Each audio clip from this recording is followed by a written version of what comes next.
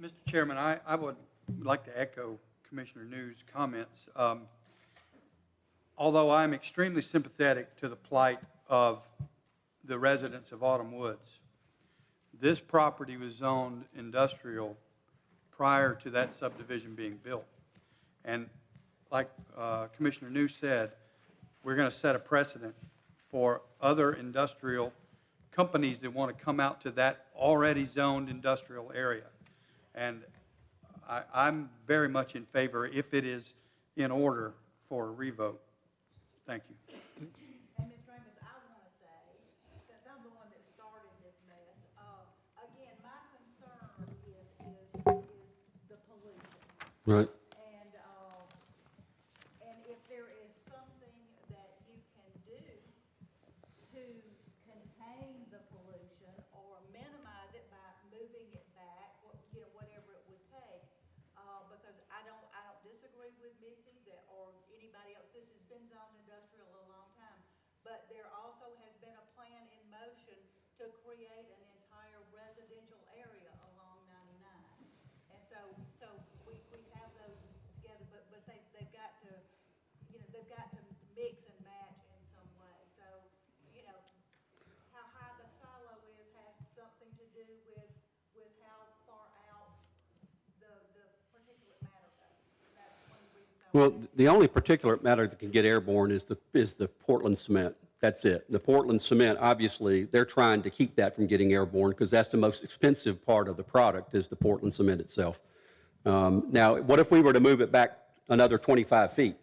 Yeah. Right.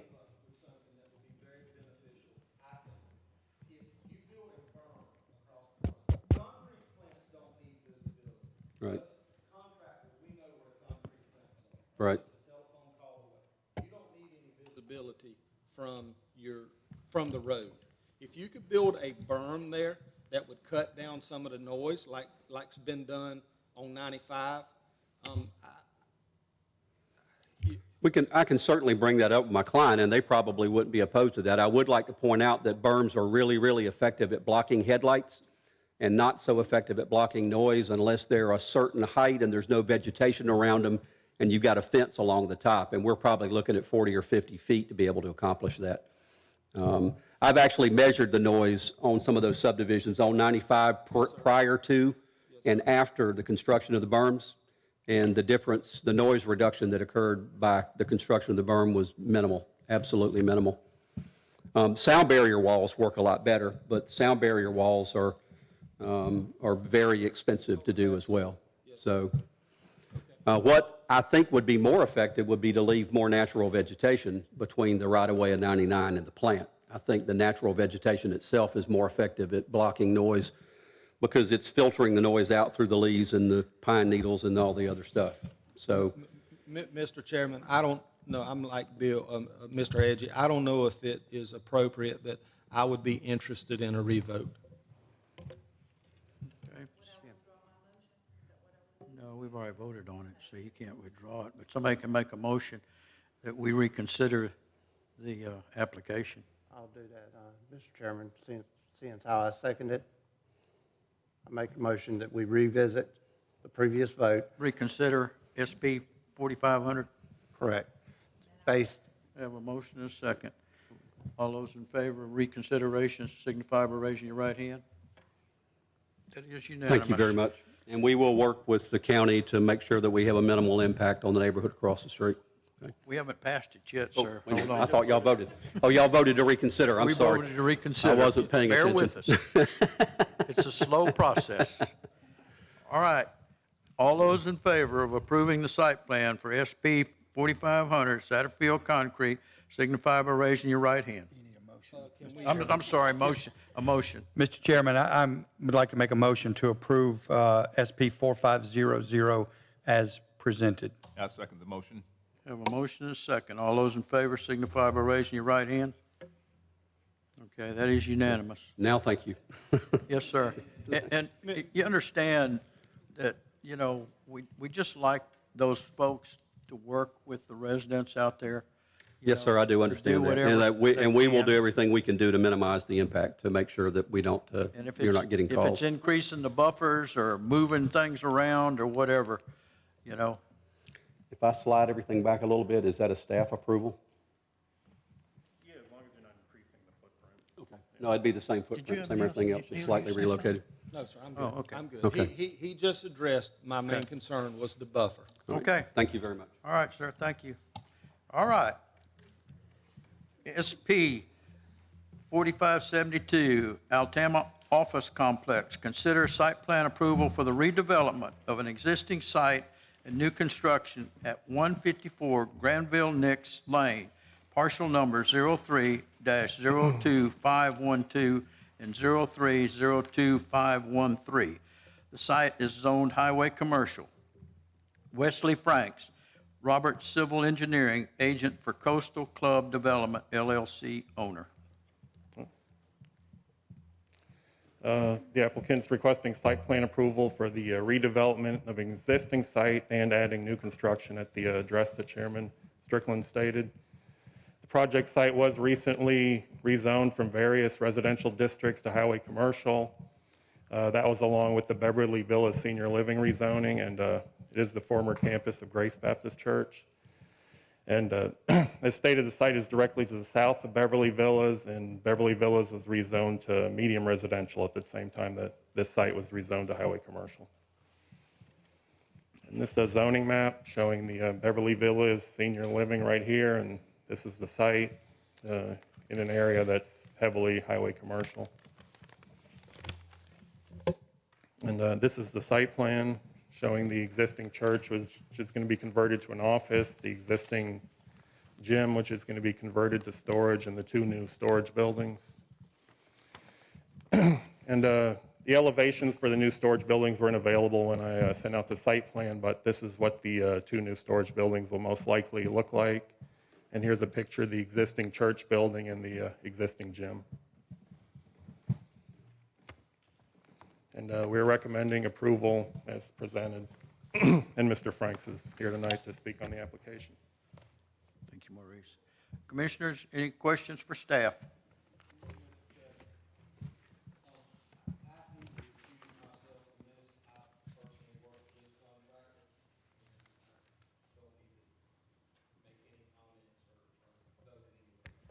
Thank you, Commissioner.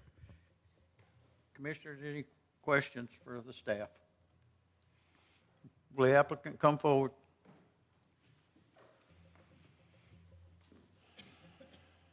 Good evening, Wesley Franks, Robert Civil Engineering. Thanks, Maurice, for the presentation. I'm here to request approval of the site plan as presented to you. Here to answer any questions that you might have, if you have any. Any comments? Yeah, Or questions? just out of curiosity, can you share what the site is going to be used for? Oh, yeah, definitely. So ultimately, like Maurice explained, the developers, they are currently developing the Beverly Villas tract, which is just to the north of this. This is basically going to be the Hill Point Construction company's main hub for the southeast. They're going to have their offices here. They're going to have the 2 or 3 warehouses, or not warehouses, but storage units for their building materials and so forth. They've got this tract. They developed Coastal Club apartments, and they've got several new developments that are upcoming that they intend to develop in the southeast, and it's basically their home base, if you will. Any other questions for staff? All right, sir, thank you. This is a public hearing. Anyone wishing to come forward and speak in opposition to this site plan? Hearing none, seeing none. Anyone wishing to come forward and speak in support of this site plan? Hearing none, seeing none. Commissioners? Mr. Chairman, I move to approve application SP 4572 as presented. Have a motion and a second. Any further discussion? Mr. Chairman, I do have one item I'd like to bring up. an item similar to this in this general vicinity came before us last year, and there was discussion about being able to get onto Altama Avenue. That's across the street from the Beverly Shores outlet onto Altama, and that, even though that area is filtered with red lights already, unless you put one there, there's going to be some major traffic issues. There are already accidents there all the time now. Whatever happened to, I realize this is a different application, but whatever happened to that request for a traffic study from the other applicant with regard to a red light? A traffic light is going to be placed in the future where the outlet to the senior living comes out across from Buckingham. Okay, But in this case, they'll just have to turn right off of Granville next lane. okay, Yeah. all right. That answer your question, sir? It does, thank you. All right. So I think I have a motion and a second. All those in favor of approving SP 4572 signify by raising your right hand. That is unanimous. SP 4606, Bernheim Woods Multifamily Complex. Consider site plan approval for the development of 186-unit townhome-style multifamily residential development. The property is zoned medium residential and is located on Golden Isles Parkway, directly to the south of the Glynn County Public Safety Complex. Parcel ID 03-27353. Jessica Vick, Roberts Civil Engineering Agent for Kimberly Gift, Hudson Oak, Brunswick, LLC owner. As stated, the applicant is requesting site plan approval for the development of a 186-unit townhome-style multifamily rental complex. This site first received site plan approval from the MPC back in 2018, and that was also for a multifamily development. That was for a 250-unit apartment complex with more traditionally styled apartment buildings. And as a companion to the current site plan application, the applicant is requesting a variance from the Board of Appeals from the medium residential side multifamily setback requirements from 15 feet down to 12 feet. And the submitted site plan tonight does show multifamily structures built right up to that 12 feet line. And because of that, this site plan tonight will only be compliant if the variant request is approved by the BOA next week. And here is the zoning map. Here's the public safety complex, and this is all undeveloped land right here. And this is the old site plan that was approved back in 2018, showing the more traditional apartment buildings. And this is the site plan tonight showing the townhome style buildings. And these are the elevations of what the structures will look like. And some of you may be wondering why I keep saying townhome style and why these aren't actually townhomes. And the answer to that is the kind of lots that these structures sit on. Townhomes are structures containing 3 to 10 attached single-family dwelling units on separate zoning lots, meaning that each separate townhome is its own lot and has its own separate owner. But the project tonight is multifamily because it sits on an undivided zoning lot. There's one property owner that owns all 186 units, and he's going to rent those out. So that's the difference.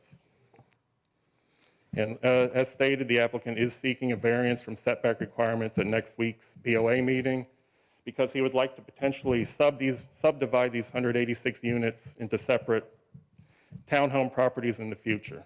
And that project would need to go through the full platting process, not the site plan approval that's going through tonight. I see you may have some questions for the applicant, Ms. Gibbs. And we're not giving a recommended motion like we usually do. We're giving you 2 possible motions due to the whole variance issue. Right. The first possible motion is approve the application with the following condition. The site plan is only valid if the variance from medium residential side setback requirements is granted by the BOA. Or you can move to defer the application until the April meeting until they get approval from the BOA. So we're giving you those 2 possible motions. Thank you, Maurice. And Ms. Vick, the applicant's engineer, is here tonight. Any questions for staff, commissioners? I do have one question, just for clarity. I know you mentioned that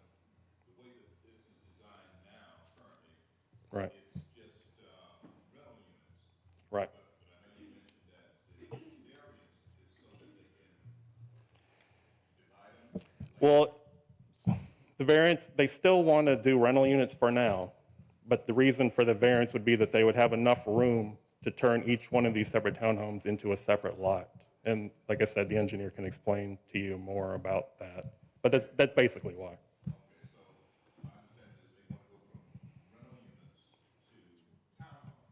Right, at some point in the future, possibly, right. And each townhome has to have its own 2,000 square foot lot. And they're saying that they need to go up to the 12-foot line so that there's enough room for that. Okay. Any other questions for staff? All right, thank you, Maurice. Will the applicant come forward, please?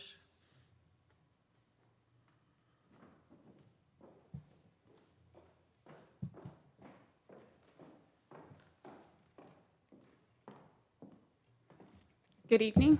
I'm Jessica Vick. I'm with Robert Civil Engineering. We're here to request a contingent approval based on the Board of Appeals decision next week on our variance.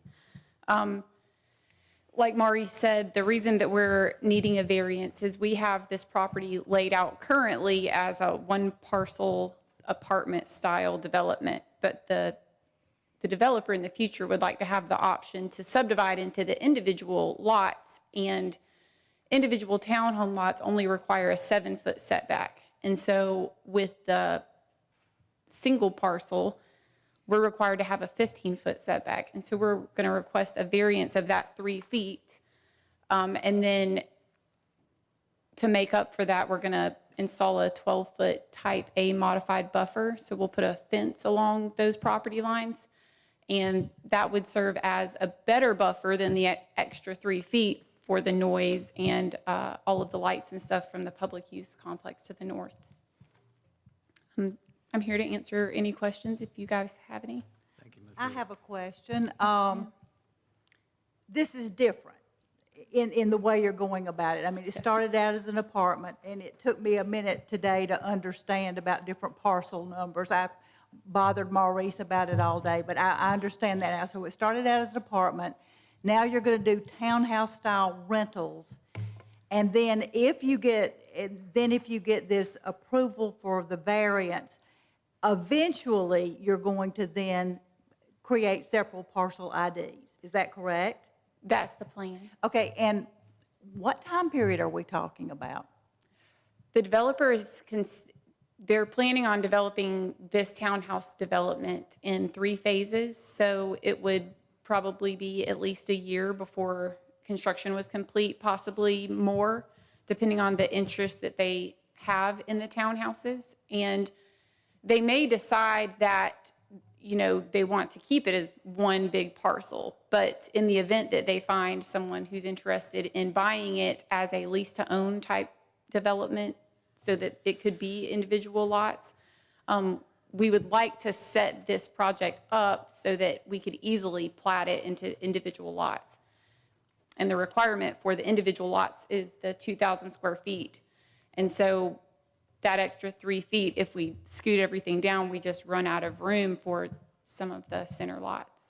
Okay, and while you're there, Maurice, if they decide to, I mean, if it works the way they're trying to get it now, will they have to come back again to actually go in and make those into separate parcels? They won't have to come for site plan approval. They'll have to go through the entire planning process. They'll have to do preliminary plat, construction plans, and then the final plat voted on by the county commission. Okay. So they won't come back before this board. Okay, all right, thank you. Thank you. Any other questions for the applicant? Yes.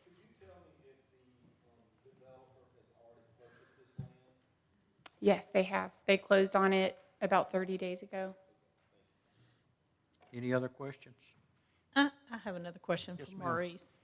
So Maurice, do you recall the zoning change that happened, I guess probably about, zoning ordinance change that happened probably 3 or 4 years ago? Townhomes were one of the things that the zoning ordinances got modified on. One of the things I argued at that time was it was going countywide, where really the issue was on St. Simons. Do you remember if this 15-foot setback was part of that zoning change? I don't think I was here yet. Stephanie, were you here yet? Sorry. Sorry. I don't know either. I think it was before I I don't think she was here either. Okay, I was just curious more than anything, because I do think it used to be less, but there was a big, as you know, can be a little bit of hubbub about things with some congestion on St. Simon's and the setbacks between the buildings, and I think the property setbacks were something that changed in townhomes, and I was just curious if. Yeah, the this is townhomes on St. Simon's under medium residential zoning actually have all different kinds of lot sizes than on the mainland. So it didn't get changed over here? Well, you don't know, so, okay, thank you. Any other questions for the applicant or Maurice? Okay, thank you. This is a public hearing. Anyone wishing to speak in opposition, come forward. Hearing none, seeing none. Anyone wishing to speak in support of SB 4606, come forward.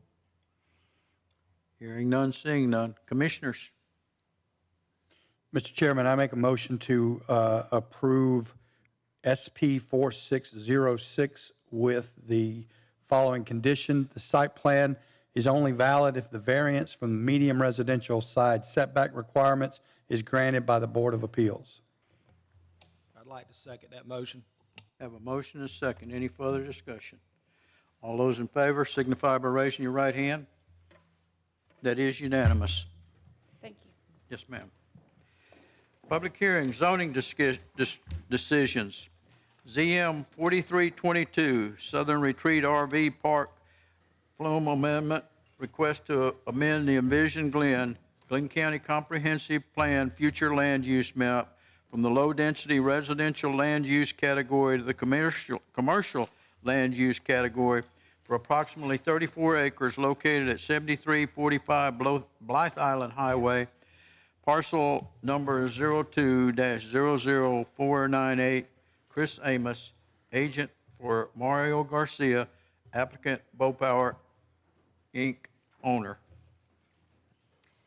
Evening, Stephanie Leaf, Planning Manager. So there are two applications regarding the same property tonight. So these are companion applications. The first is ZM 4322, which is the 2018 Comprehensive Plan Future Land Use Map Amendment for this expansion of the RV project. So this step will go first, and then the rezone will be the application after this. So currently, this is the property where it's located. This is Blythe Island Highway right here. The existing RV park is right here. Their plan is to come through the existing RV park to access the expanded park, and they would have the RV spots as well as amenities through here, as well as down in this kind of leg that comes back to Blythe Island Highway here. And this is the intersection of Highway 17 and Highway 82. And then, of course, here's the interstate at exit 29. So their existing zoning is general residential, and there's a mix of zoning in this area. As you can see, there's variety. There's a lot of PD, primarily residential PD up through this area. Majestic Oaks is right over here. The existing RV park is a PD. It's an older one from the 1970s. There's also manufactured home zoning, and then FA as well as highway commercial right adjacent to the property. There's also highway commercial across the highway, as well as you get closer to the intersection. So there's a big mix in this area currently. And this is the existing future land use map in the 2018 comprehensive plan. So where the star is located is their proposed expansion. All of this area is shown as low-density residential, but as when you go back to the zoning map, as you can see, some of the zoning is not really in compliance with the future land use map. It's been zoned prior to when we did the 2018 map. So the existing zoning of general residential would not actually be considered low density under the future land use map. The red is commercial, as shown on the map here. This is the commercial land use categories, and they are proposing to change it to commercial to allow for the RV expansion. Here are your possible motions, and I'd be happy to answer any questions. Chris Amos, as well as the owners of the property, or the applicants of the property, are here this evening if you have any questions of them. Commissioners, any questions for the staff? The applicant come forward, please.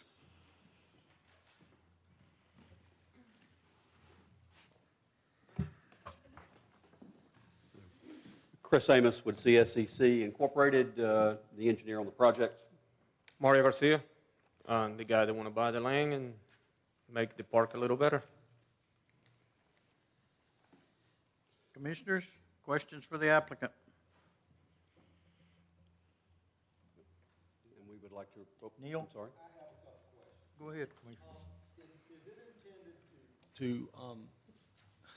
Thank you. Is your intention to access this property through the existing RV park, or are you going to have two entrances to this park? No, it's going to the park. It's going the same road, ramp, same everything. We just exit for the back of Marbury Park to the new lane. Okay? The traffic patterns need to be one way and through the office yes, area sir. so people can check in. Yes, So sir. that works better for the operations to Yes, come sir, in through the and I existing- have no issue with that whatsoever, but the next issue, the next question I have for you, are we talking septic tank system, or are we talking water and sewer? Water and sewer. Perfect, no problem. Any other Commissioner? Egress and regress on the 303 in that area is afternoons, 5 o'clock is heavy traffic, and you said they're going to come out one by the, I guess it's Fran's Restaurant, come out there. Yeah. Any thoughts about the possibility of that to ease the traffic burden on 303? It's rough there in the afternoon, especially this time of year, sun setting and everything, looking out for accidents. Well, how much traffic do you have in and out? on Right now, this? daily, we got at least check-ins daily for people that come in daily for the park. 10, 11 new campers every day. I mean, if we got the new side in the back, you're talking about, you got people that's gonna be there for 2 or 3 days, they're gonna just sit there and stay there. And a lot of the camping people, they just planning to park in there and stay for the whole 24 hours they pay. If you pay for 24 hours or the whole week, they're gonna stay for the whole week. They're not gonna be in and out. People that are gonna camping, they're gonna try the camping and stay in the park. Like traffic is not that much traffic that we create from the RV park to 303. Is really, it's gonna be a little more, but we so close to 95, it's pretty much, it's not gonna make it different to impact that area. Okay. And one, to follow up on Commissioner Boatright, the existing part, is it going to be tied into water and sewer as well, or how's it? Eventually, now? the water and sewer request for us to, when we do the new part, we're gonna, if we got any problems with any kind of septic tanks, they're gonna request for us to tie it in to the city and sewer. But until we have any problems, we still gonna be on sewer for the septic tanks in the old park. Okay. And one, He has his own water system. Water system. He has no intention of replacing that water system, but as he needs to get repair permits, if he has any failures of the drain fields, any failures of the tanks, he's going to have to connect to sewer, and we'll be making provision for that connection in this new phase, so that'll be easy to do. okay, thank you, Mr. Amos. And one final question, on that little leg coming up to 303, I think it has a 25-foot buffer in there now, natural, on 303? Yes. Yeah. Okay, and it's pretty dense through there right now, Yeah. so, and, I mean, you're not going to enter there, but as far as, there's not any, maybe 1 or 2 residential there, so, and I guess the people in the park probably would want their privacy as well if they're Yeah. camping on that end. Okay. Yeah, we're planning to put maybe a fence in there, like a wooded fence, to kind of make the noise from the traffic, kind of reduce it to the people in the park, and to make my guests feel a little better or comfortable, because we got the train right next to us, and we're going to try to reduce the noise for the train too, to make it better for my guests. Okay, thank you. Yes, sir, go ahead. Thank you, Ms. Nancy. Thank you so much. Mr. Garcia, if a motion was made tonight to pass this request, Yes, sir. would you have a problem with a stipulation being placed on it that if you didn't build an RV park there, that the zoning went back to the density that it is now? Yeah, no problem. You have no problem with that at all? No, my idea for that lane is building an RV park and extend the RV park. Thank you, because sir. we Thank need you. it. Mhm.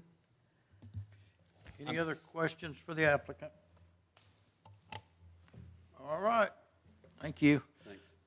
All right, this is a public hearing. Anyone that would like to come forward and speak in support of this application, please do so. Hearing none, seeing none. Anyone that would like to speak in, yes? Are we on the flume or are we on the zoning? We're under the flume.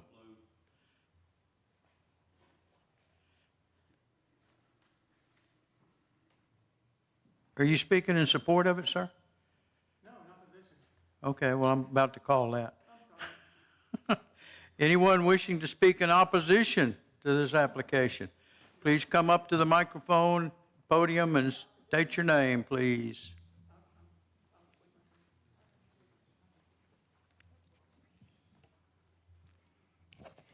My name is Marion McGraw. I'm a resident in Majestic Oaks, and I apologize for my voice. This is as strong as it's been in a week. 2 emails were sent to each of the Mainland Planning Commissioners in the last 2 days. One was signed by 19 homeowners in Majestic Oaks opposing ZM 2344. I hope you all had a chance to review that information. In the email, our concerns were detailed as to the following: devaluation of property, light and noise pollution, negative impacts on traffic, drainage, water, sewer, and inadequate buffers.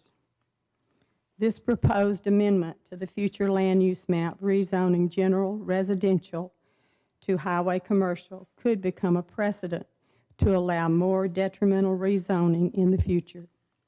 If approved, this would significantly change the character of this area from residential, rural, and coastal marshland as was adopted in Envision Glynn's comprehensive plan.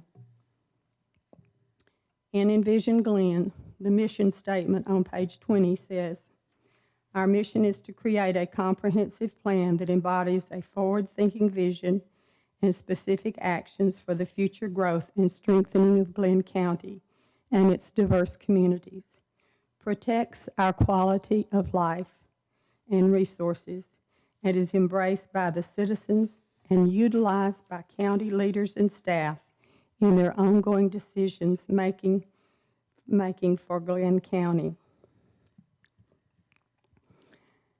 This property has a very narrow buffer between the back of some of the houses on Long Way South, which is in Majestic Oaks. I sent some pictures, and hopefully that made it through, of what it could potentially look like from someone's backyard. As citizens of Glynn County, we hope you who are in authority will be true to the mission statement from Envision Glynn. As county leaders, we look to you to adhere to what has been adopted in the future land use plan. Our quality of life is in jeopardy. Thank you. Thank you, ma'am. Anyone else wishing to speak in opposition? Please come up to the microphone and state your name.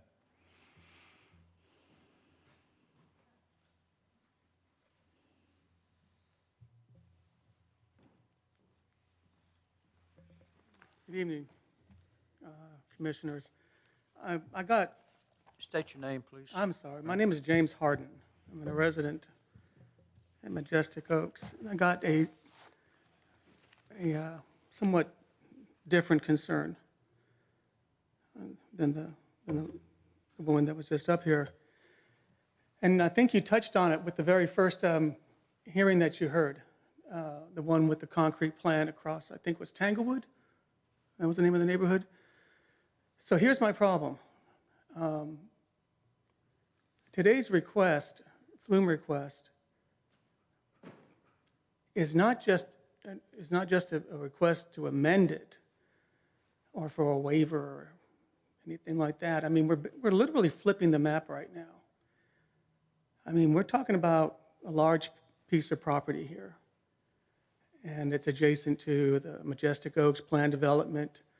And so when answering the questions on whether or not there's going to be a negative impact on surrounding property, I mean, I don't know how the answer can be anything but, of course it is. When you answer the question whether or not there's going to be a negative impact in the future, I think we need to look at that too. And that's the problem that I'm having, trying to understand why we're doing things the way we're doing them. We do a flume, and then we do a zoning, when really they're one and the same. And so we're doing this piecemeal, we're spot zoning. And I argued this 2019, 2020, when we had a heavy equipment, farming equipment company that wanted to move in just on the other side of Majestic Oaks. And so now the same problem I had then is happening again, except it's just from a different direction. And so what I'm here to ask you is, what I'm here to argue is, you know, will we, I know we can, it's in the rules, will we look at this from a long-term perspective and come up with a solution to this? And Commissioner Boatwright, thank you so much for your suggestion about whether, you know, if it's going to be anything other than an RV park.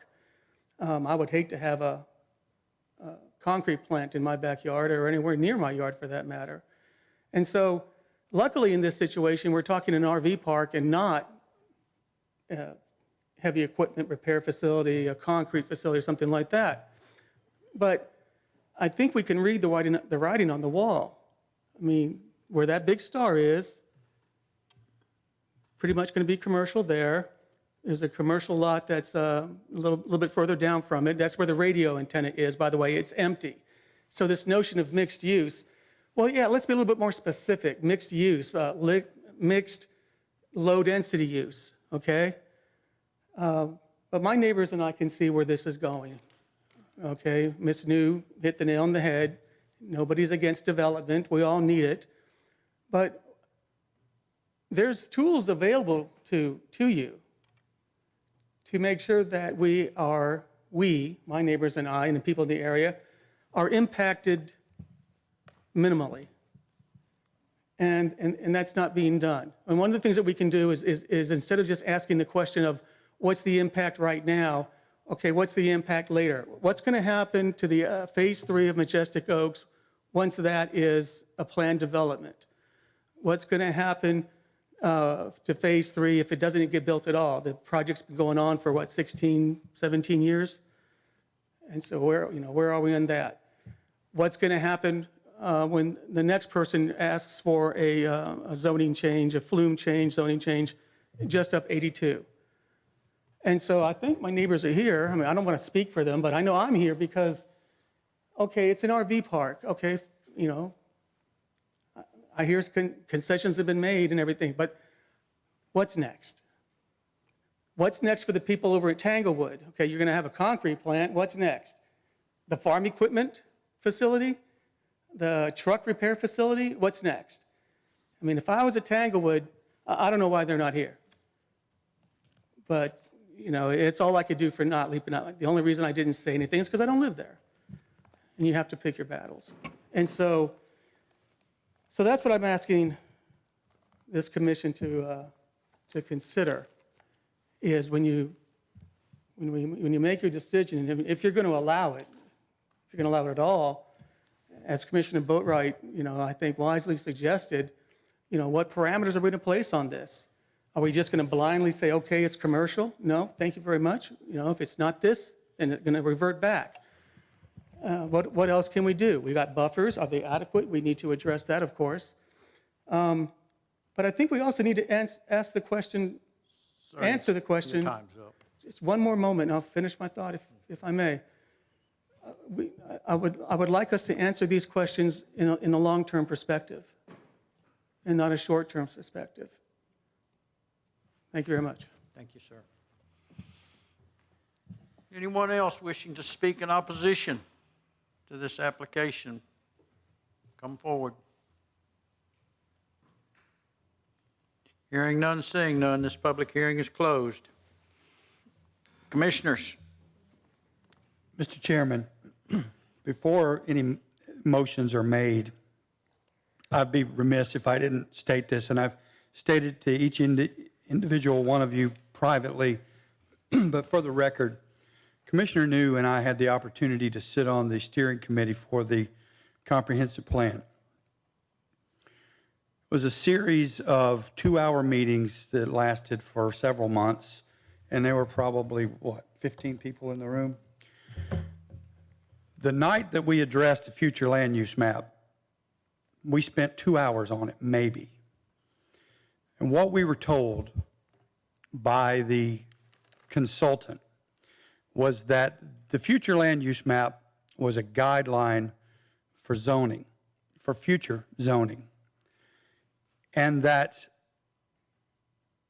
because of all of the undeveloped areas in the county, there were a lot of PD delineations added to those properties, not knowing how the development was going to move forward. We were also told, and I went into this whole thing believing this wholeheartedly, that the future land use map was amendable. And that's why I voted my conscience on the Flint equipment thing a year and a half ago, 2 years ago. I still believe that this is a living document. It's not a dead document that can be updated every 5 years. I believe for the right opportunity, for the right application, this is a living, breathing document that can be amended. So for that reason, I will be voting in favor of the amendment tonight. So that's what I need to say. thank you, Commissioner. Anyone else? Mr. Chairman, I'd like to make a motion to approve this application with conditions that. You mean the amendment? This is the amendment to the future land use map. Yes, I'd like to make a motion to approve that with the stipulation or the condition that if this project is not followed through, that it will be reverted back to the use that it is now, which is low-density land use. Have a motion? Commissioner, if I understand correctly, we're voting on an amendment to be able to edit or amend the future land use map. We're not voting on the rezone at this point. Yeah. So Yeah, the condition doesn't apply. yeah. You still want to make a motion to amend the future land use map? Yes, I'd like to make a motion to approve that, please. Okay, with no conditions. Second. Have a motion and a second. All those in favor of approving ZM 4322, amending the future land use map, signify by raising your right hand. All those opposed? 6-1. Janet? ZM 4322, Southern Retreat RV Park rezone. Request to rezone approximately 34 acres located at 7345 Blythe Island Highway from general residential to planned development district. Parcel number 02-00498. The applicant proposes to expand the adjacent recreational vehicle park. Chris Amos, agent for Mario Garcia, applicant Bopower Industries, Inc., owner. This is ZM 4322, and this is the RV park rezone. This is a 34-acre parcel, and currently the zoning is general residential, and they are proposing to do planned development. There is a planned development text that's included in your staff reports, as well as there's a master plan. So because the property is over 3 acres, the planned development section of the ordinance does not require a site plan at this phase. It requires a more conceptual master plan that does kind of outline, where roads will be, where basically the layout of the site will be. Based on the amenities that they would have on the property, if this project is approved, they would come back before the MPC for a site plan down the road in the future. So as we discussed with last companion application, they are proposing to expand the RV park. Their current master plan does show 192 sites that would be proposed. So that's approximately 6 RV pad sites per acre. And just of note, the current zoning with general residential does allow multifamily residential, and that allows 10 units per acre. So just roughly based off of 34 acres, of course they wouldn't be able to have that number of units, but just kind of roughly 10 units per acre would be 340 units potentially. That would definitely be on the high end. Most likely they would not be able to get that on the site, but just kind of as a note on that. So here is the property that we're looking at right here. And as we did mention, there's this leg that goes down to Blythe Island. This is the railroad tracks right here. And they would access through the existing entrance to the RV park. And here's the zoning map. And the land use map that you saw in the last application as well. And then this is their proposed master plan. So this is showing the different pad sites. They have included, when this application had gone to you at your February 2nd meeting when it was deferred, they had not shown all the buffers that they are now showing. So they have increased their buffers on the site. They do have a 50-foot buffer that they're showing along this property line that would abut the current lots of Majestic Oaks, as well as future phases of Majestic Oaks that are not yet developed. They're also showing a 50-foot buffer along these residential lots in this location here. And they are proposing that to be natural vegetation. The applicant's agent has said that if there are any spots that would need to be filled in, they would plan to do that. They would keep it as natural, and that would be a dense 50-foot buffer is what they're proposing. And just a little zoomed in version of the master plan. And here's some photos of the existing RV park. This is the entrance coming into the site. And then this is, so this view, the top right picture is, I think it's, let's see, is a plot? I think it's coming. So if you're standing in this corner on this road here, looking into the site, that's what that picture is. And this picture is the very back, kind of looking into where they would be expanding. So these are your possible actions, and this is a recommendation, of course, to the Board of Commissioners. Staff is recommending approval, subject to a plan development text, so that plan development text would accompany any final decisions. And I'm happy to answer any questions, and because the applicant's agent and the applicant are here as well. Thank you. Commissioners, questions for staff? Thank you, ma'am. Thank you. Will the applicant come forward, please?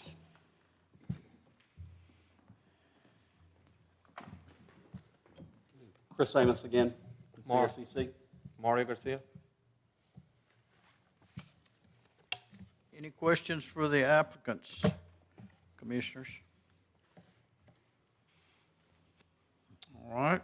I would, Mr. Chairman, I'm sorry, I would like to commend the applicant for meeting with the residents. You'd be surprised how many times that does not happen. And certainly don't want to speak for them or any other commissioners, but I appreciate the fact that you did that. So thank you. You're welcome. I walk myself, the whole neighborhood, knocking people's door, telling what we plan to do on the RV park. And if they got any questions, we did like a little meeting on the restaurant to invite the whole neighborhood. Do they got any questions? We got some people. We got a few of the neighbors that come out and got some questions. That's why we changed the plans. We have more buffer right behind the houses, existing houses right now. We double the buffer. That way they pretty much, right now for the backyard of somebody's property all in that neighborhood, they're like 170 feet right now. From 50 foot, we went to like 170 feet of vegetation just to make a piece to everybody and everybody be pretty happy with what we got.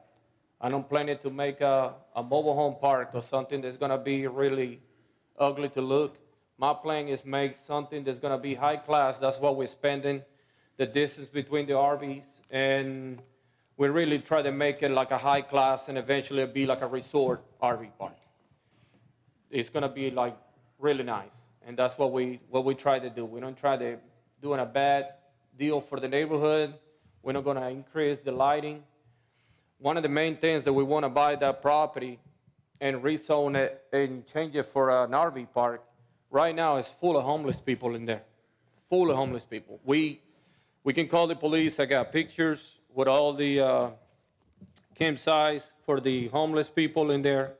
And we go there. They even got pickup trucks that going through the ditches to buy drugs. They got prostitutes. They got everything right there on that behind the RV park. When I first bought the RV park, we had to put a fence all the way around the whole park to try to keep the homeless people out. We had to put key packs on the bathrooms because they come in and they do everything.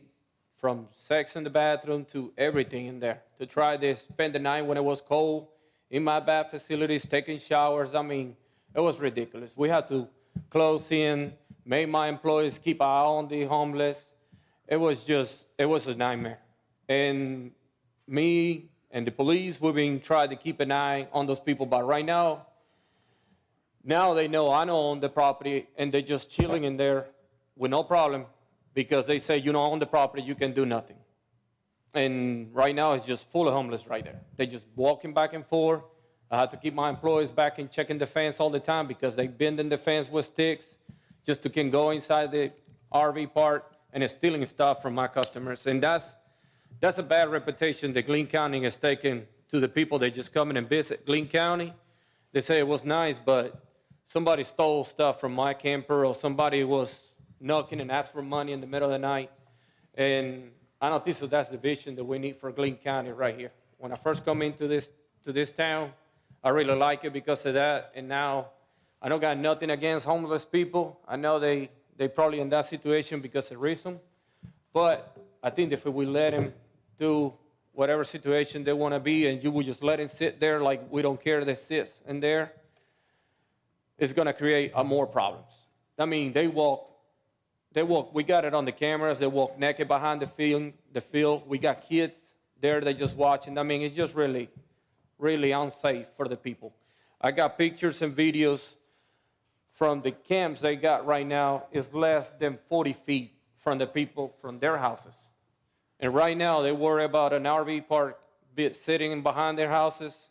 I'll be more worried if I live in their neighborhood that I got all those homeless people using needles, using drugs, prostitutes, and you got cars.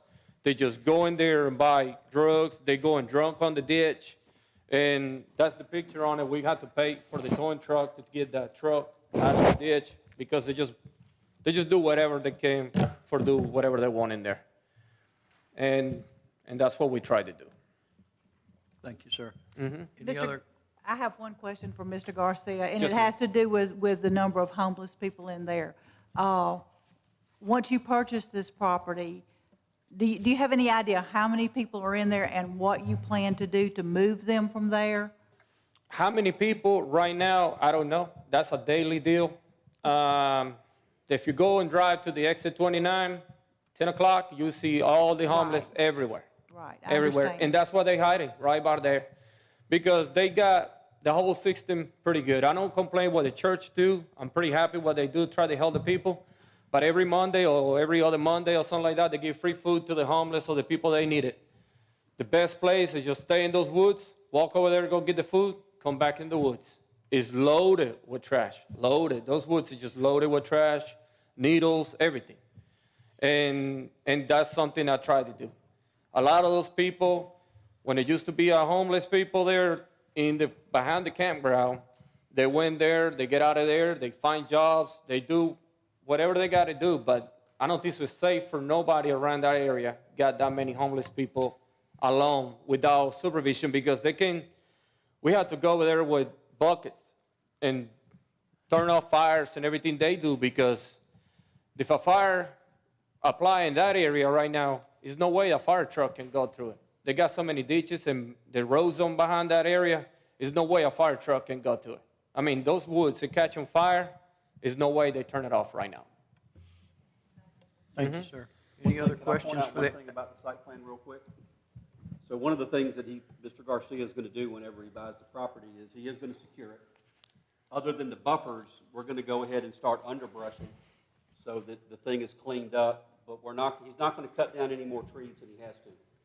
The plan is to underbrush it, let's see where the trees are, get the roads laid out by the surveyor so we can figure out which trees need to come down to be able to get the RV pads in there and to be able to get the roads in, but then to leave all of the trees that we possibly can. So I think there's going to be a lot more vegetation on this site than there would if it was going to be some high-density, multi-family type development with a lot of parking and all of those things. So I really think this is going to be a low-key, about as low-key a development as you can have adjacent to a residential property.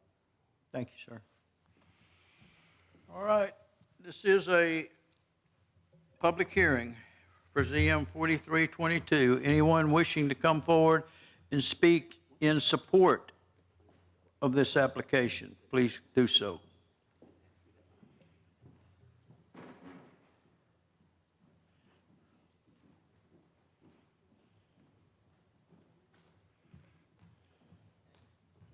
Hi there, my name's Shallon Crum. I'm the manager at the park. And the reason Mario and his wife wants to buy the back of the park to expand the RV park is because of all the problems that is back there with the homeless, with setting the fires. He said the way that he could make it better is to get rid of the junk that's back there. Between the neighborhood, the RV park, clean it up, put a fence on it, make it clean. So when people come, they're happy to come back to the Golden Isles. They want to stay for days. They want to go to our restaurants. They want to go to the islands, visit, come back several times a year, make this their vacation home.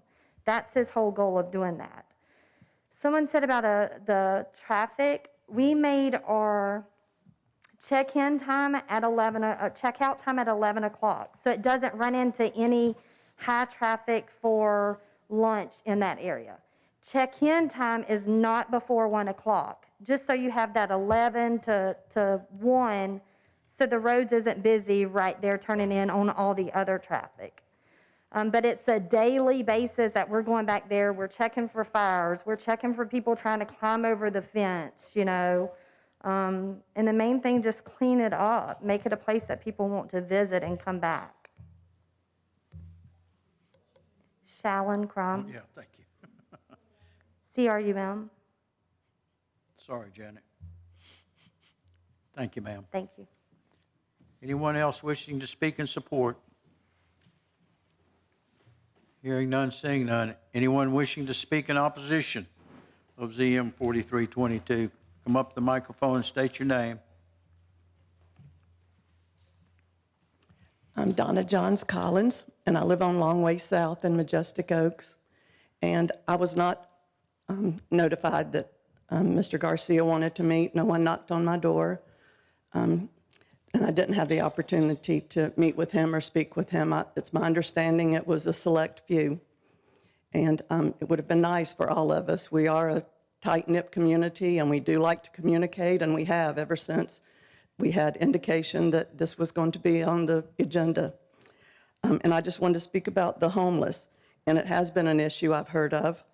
And if it's a problem now, why isn't it being handled? I don't see that it's going to be any different cleaning up, and I'm not sure that that's Mr. Garcia's responsibility, but it is going to impact us because they're just going to gradually move over, move back, and there are other phases for Majestic Oaks, which is one of the reasons that I left St. Simons and I selected that neighborhood specifically. It had even more than I had in my other neighborhood. And there's been reviews, and we have copies of them on Yelp. In January 2021, all the negative issues about the existing RV park. And this place is great if you want meth. There's reviews on TripAdvisor in March and December of 2020 complaining of the all-night parties in the RV park and witnessing drug deals going on.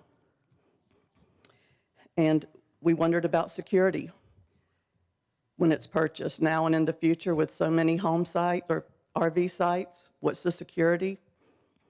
and what keeps a border and a buffer and from anyone crossing over from the RV park into our neighborhood, since some of it is still undeveloped.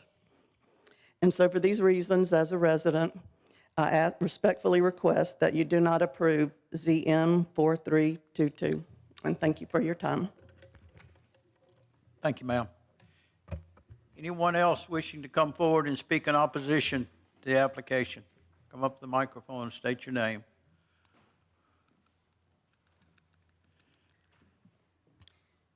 My name is Marion McGraw. I'm a resident of Majestic Oaks. I have a question about the way the buffer zones are shared in the master plan that they submitted.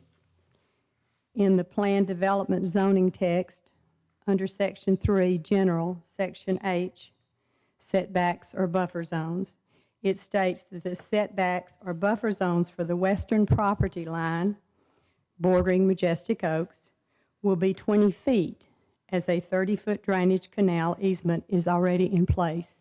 That would be 50 feet, which is pretty close. However, the actual drawing of the site plan design shows a much wider buffer area. My question is, which one will apply? Do they have to go by what they've said, the larger buffer zone, or do they only have to do what it says in the written text? That's one concern. Also, in the occupancy, in the plan development zoning text under Section 3, General, Section E, occupancy, it states that the occupancy of recreational vehicle space is limited to no more than 30 days. In reading over reviews from those who stayed at the RV park in recent months, it was noted that there are two sections. One section is for short-term occupancy and another section for long-term occupancy. Children are being picked up by Glynn County school buses, evidently from long-term renters of spaces. Why is there a discrepancy in the stated occupancy of no more than 30 days and those who are obviously occupying spaces long enough for the children to impact our school districts? I was not able to attend the meetings that came prior to the last planning meeting, and so I've not been able to talk on the phone, so I have not had a chance to speak personally with Mr. Garcia or Mr. Amos, which I would like to have done. That's why I sent the emails to express my opinion to you, all of you.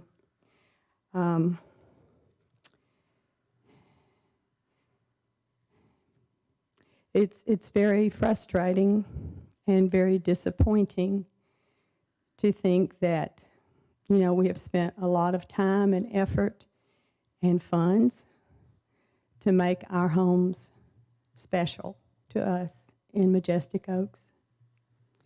And I appreciate the efforts that Mr.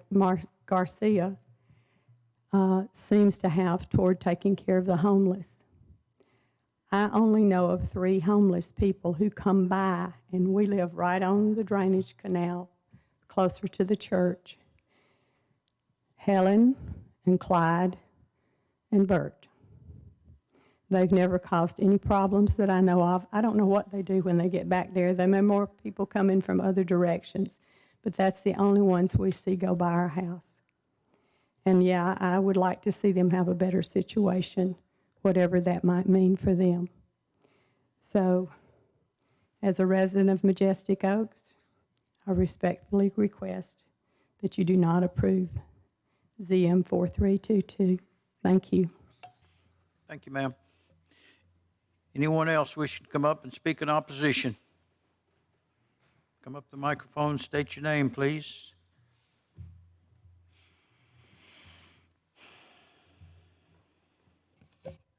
James Harden, again.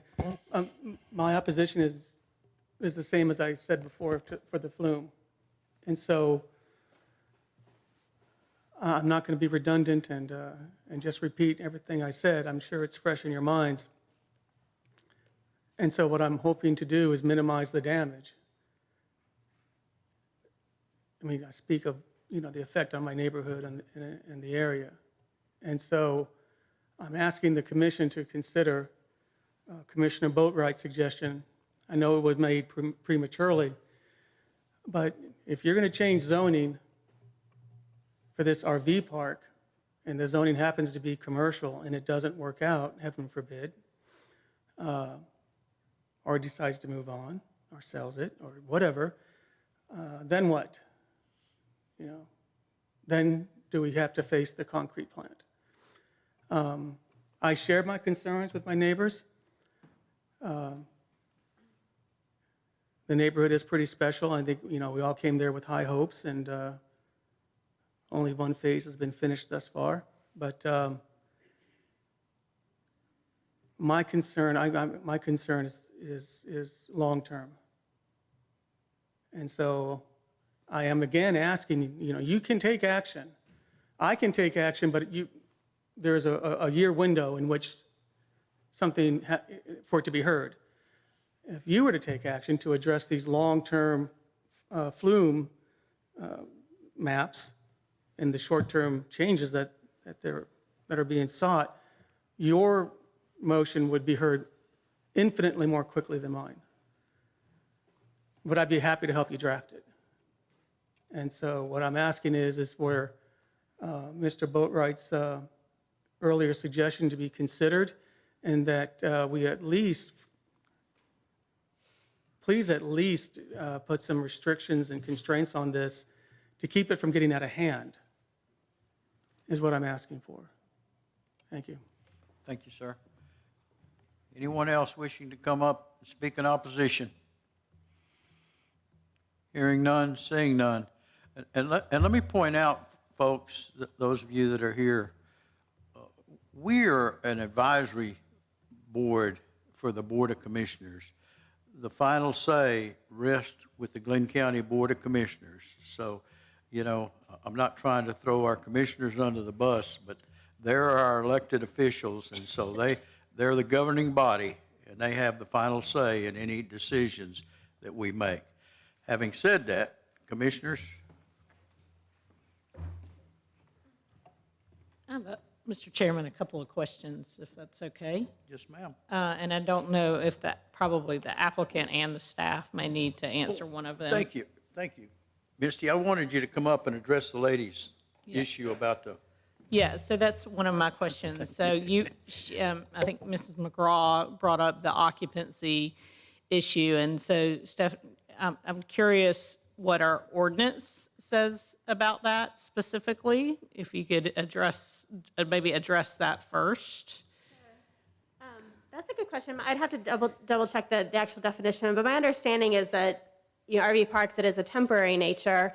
A lot of it ends up kind of falling more into our building code for what can be considered, a residence in terms of, mobile home is manufactured to, withstand whether it's tornadoes or hurricane winds, or, there's certain levels of weather that can be made to sustain, because it is made for someone to live there year round, versus an RV is really just a temporary living situation. So I am not aware of anything specific to the 30 days. I know it is in their plan development text, so I think that is a very good point to if that is a concern, to make sure that's handled well in the PD text. Was she referring to Majestic Oaks plan development text, or the plan development text that will be part of this rezone? So the current plan development text actually applies to the existing RV park. It was a plan development text, I think it was like the mid-70s is when it was first developed. But there is a 30-day limit within that PD text. So I think the concern is, is the existing RV park in compliance, with that PD text, if people are in fact staying there longer than 30 days. So I think that would need to be fleshed out. And then actually, just while we're talking about comments, I know someone brought up about the buffers, and I did notice in the PD text, it would need to be, I think, changed to reflect the new buffer shown on the master plan. So I think right now there's some language that says the Highway 303 would not have a buffer, and so you are showing one there. Can I address that? Sure. Just with staff? Yes. So I just wanted to make that note in the record that we'd want to have that PD text revised if it does move forward to the BOC. We will have the buffers of the PD text, and the site plan will match. Step up to the mic. Just Chris Amos again. We will have the buffers and the PD text and the site plan match. The intent is to do the buffers that are on the site plan, not what's in the PD text. And that's the revised site plan. That is the revised site plan, that's correct. And what's the width of the buffer? The buffer is 50 feet wide, adjacent to all of the residential property, including Majestic Oaks. Now, we have 4 lots in Majestic Oaks that actually abut the development now. It appears to be 5 shown. One of those was a future right-of-way extension onto this property. This was going to be another phase of Majestic Oaks at one time. So that is not actually a lot. And behind those 5 lots, 4 of them actually buildable lots, we left a very large wooded area with no RV spaces on that side of the road. So you got to get all the way past the ditch, the buffer, the additional wooded area, and then the road to get to the first RV space. So on the other side, how much are you talking about so that these folks have some idea? well, the buffer itself is 50, but the distance to the nearest RV pad shown on that, and I can't see that from here, I'm sorry. 175. It's 175 feet to the nearest RV pad. Once we get to the Majestic Oaks Phase 3 property, it's 110 feet, more or less, from the rear property line of Majestic Oaks Phase 3 to the buffer.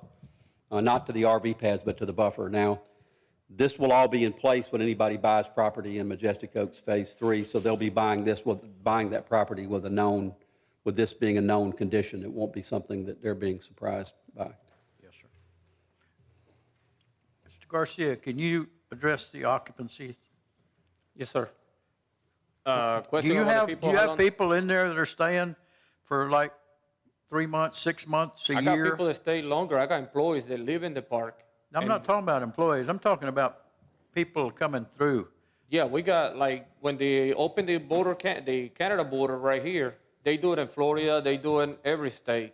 They come out, stay from 3 months, 2 months between they do the season for the winter season. That's what they call them, the winter birds. They stay between it's cold or there, they coming down and stay the whole winter part. And that's what we accommodate for them.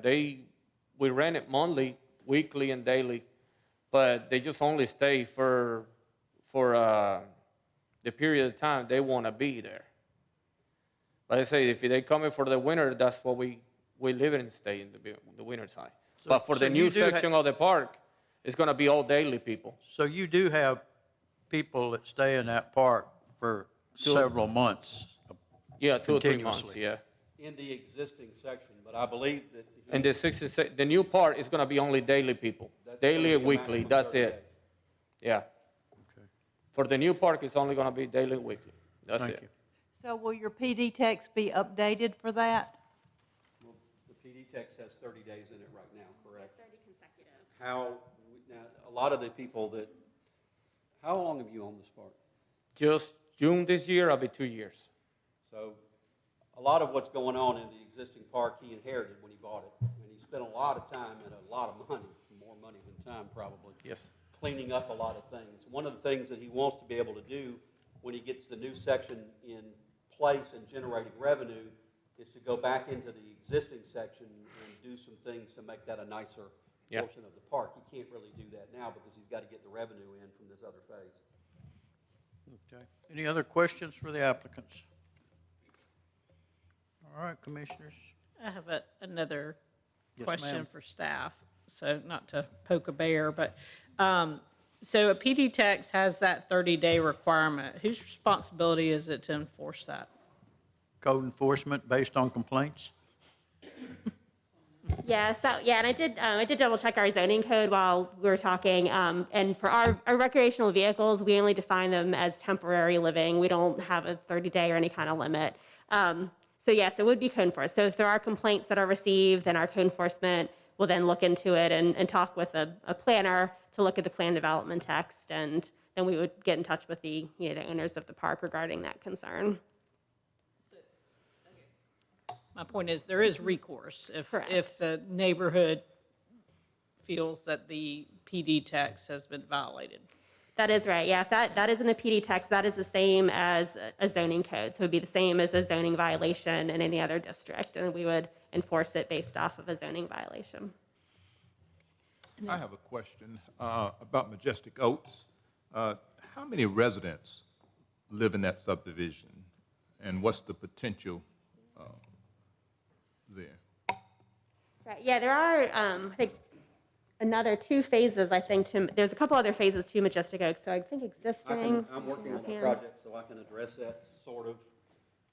Phase 2 of Majestic Oaks is when you come in the entrance, it's everything to the right, back up to 82, all the way back around a long way south.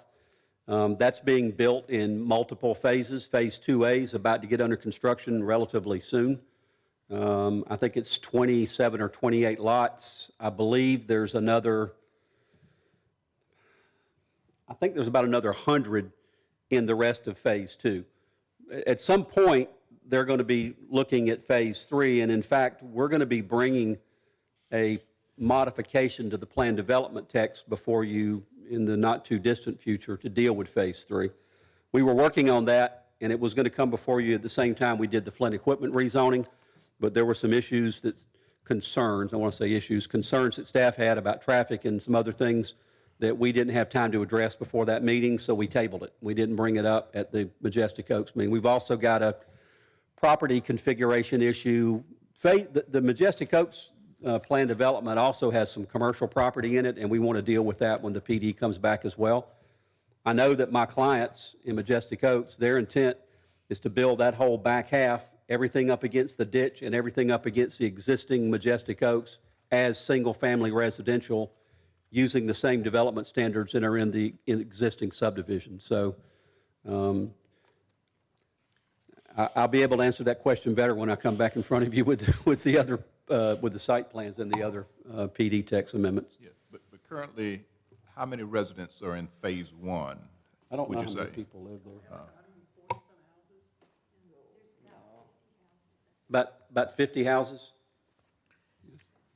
So, can I have one more question? So your clients that own the remainder of Majestic Oaks, do they own this parcel as well? No. Okay. Well, no, they don't. The one that we're talking about rezoning? The company Bopal that is listed as the owner here, they originally owned all of this property. In the mid-2000s, they sold all of the Majestic Oaks property to Dosty Builders out of Jacksonville. And they bought it right at the time that the economy was about to turn down, and somehow they've held on to it all this time. And so what they want to do is to get the residential development in there started again. Great. But Bopal, but they have no involvement in this piece of land. Thanks. Okay. Any other questions for the applicants? Commissioners? Need a motion? I'm so sorry to ask one more question. You're going to kill me. No, go ahead. In the buffer, I know you mentioned to the owner, to Mr. Garcia, that you plan to enclose it, but are you planning definitely a fence around the property lines along Majestic Oaks, or are you not? No fence? My idea is cover the whole RV park with another fence. I did a fence from, if you see on the plant right there right now, I cover, if I don't remember wrong, it was like 10,000 linear feet of chain link fence with a bolt wire on top to try to stop the people, and it still don't work. And my idea is just buying the property till I really can do the property line all the way to the ditch, and that way I really stop all that traffic. Because I know for sure that if they don't have a place to stay, they don't got a place to go. And that'll be the only option that I really got. Are you going to fence the ditch line as well? Everything, the whole back of the park. The only area is going to have, I'm still going to put a fence right there on the train area, but I got to be inside the buffer, and we're probably going to make a burn pile, like a dirt hill all the way to the train track area to see if it can minimize the noise for the train and when they're running. But yeah, my plan is cover the whole thing, is even make a main gate on the whole RV park. Eventually, I want to make a gated RV park. And talk about the timing, then the campers stay. We, little by little, we try to increase the people that come in and get and spend time on Glynn County. Before I buy the RV park, it was only one night and go, one night and go. Right now, we get people that want to spend 2 or 3 days because we tell them the good things about Glynn County. They go see the boat, they go and see Jekyll, they go and see that, and they stop in our park, and they quit going to Miami or Tampa or Florida because that's the final destination. Now we got customer. The final destination is Glynn County, and they spend money right here. Last year, because the COVID and all that, the Canadian people, they don't came to my park. We probably lose hundreds of thousands of dollars just because the Canadian, and that's money that Glynn County is taken to, because those people go eat in Glynn County, spend money in Glynn County, and invest in Glynn County. And a lot of the people, we got 3 people that used to be campers. They buy property right here, and they came from Canada. And they buy property in Glynn County because they like the area. And I'm pretty sure it was for us. Thank you, sir. Thank you. Any other questions? All right, commissioners, I need a motion. Mr. Chairman, I'd like to make a motion to pass this rezone with the condition that if Mr. Garcia does not develop this property to an RV park, that it does go back to general residential zoning. I second that. Have a motion and a second. All those in favor, signify by raising your right hand. Mr. Chairman, can I ask a question about that? Is there a time frame associated with that, and how long okay. How's that for a time frame? All right. All right, all those in favor signify by raising your right hand. That is unanimous. Thank you very much. Anything else, Ms. Leach? Steffi? Anything else for us? No, nothing else, sir. Thank you. All right, commissioners, if there's no other business before this commission, meeting's adjourned.